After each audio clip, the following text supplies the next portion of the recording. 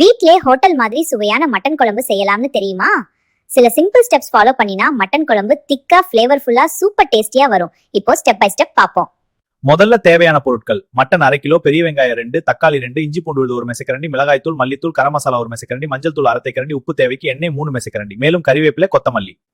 ஒரு பிரஷர் குக்கர்ல எண்ணெய் ஊத்தி பட்டை, கிராம்பு, ஏலக்காய் சிறிது வதக்கவும்.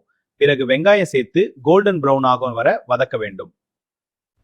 இப்போ தக்காளி இஞ்சி பூண்டு விழுது சேர்த்து நல்லா வதக்கவும். எண்ணெய் மேல வரும் வரை வதக்கினா குழம்பு ஃபிளேவர் ரொம்ப நல்லா வரும். இப்போ மிளகாய் தூள், மல்லித்தூள், மஞ்சள் தூள் சேர்த்து சிறிது தண்ணீர் ஊற்றி மசாலா கருகாமல் நல்லா கிளறவும்.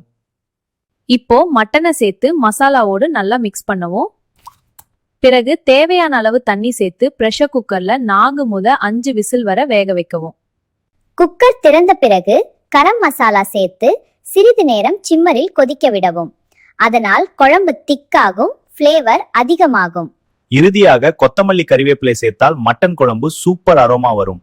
இந்த மட்டன் குழம்பு சாதம், இடியாப்பம், தோசை, பரோட்டா எதோட சேர்த்தாலும் ரொம்ப சுவையா இருக்கும்.